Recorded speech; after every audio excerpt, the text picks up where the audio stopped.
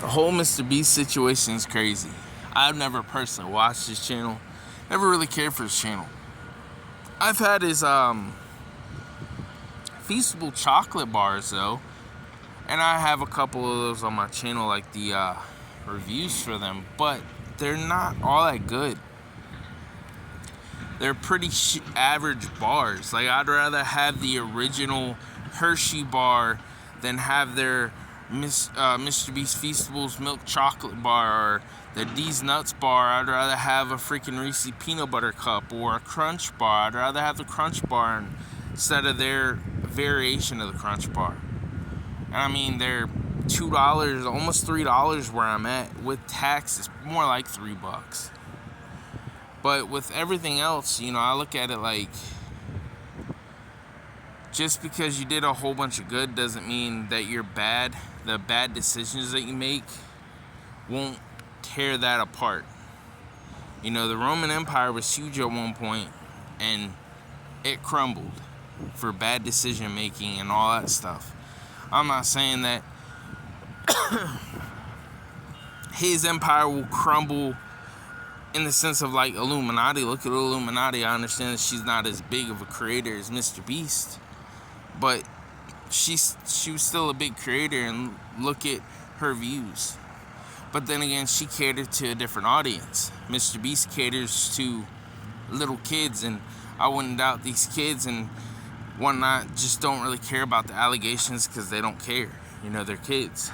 But what I'm trying to say is that, do I actually care about the situation? Not necessarily, because it doesn't affect me. But the actions that I'm hearing in these videos about, like, for instance, him, hiring a pedophile, to him, his friend Chris Tyson, Ava Chris Tyson, whatever the hell his name is, we know that Jimmy knew, or Mr. Beast knew, that he liked that stuff with little kids. He had that Shadman poster in his freaking living room, and he was roommates with him at that time. Dang good well he liked that stuff, and he knows about it.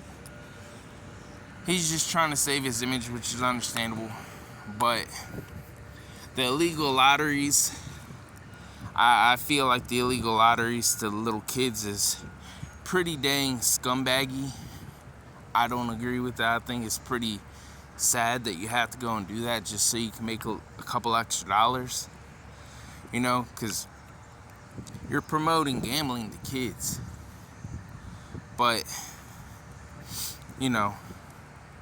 people are going to do what they're going to do. They're going to believe what they're going to believe.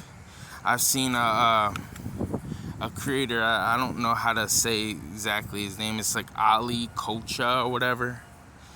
He made a bad take on it, in the sense of, he only talked about how the dog pack guy, he only touched on like the CGI subject in that 1 minute short that he did.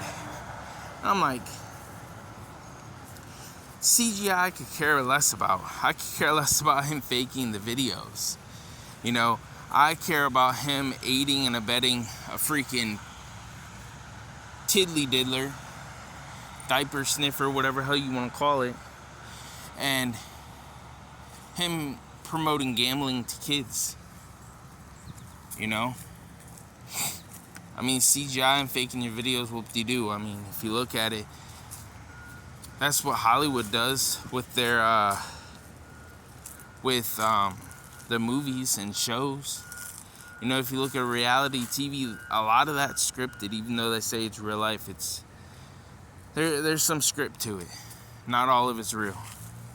They add drama to it. They add actors in there to make the show more lively and more entertaining, so people actually stay and watch. But I just find it crazy that it's going on. And like I said, everything runs its course. Eventually, things will happen. We'll see in the future if Mr. Beast Empire actually falls. Who knows? But I feel like Mr. Beast or Jimmy Donaldson, whatever you want to call him, should come out and make an official statement. But at the same time, I wouldn't doubt his lawyers are probably telling him not to because of whatever reason, you know. But we'll see. We'll see what happens in the future.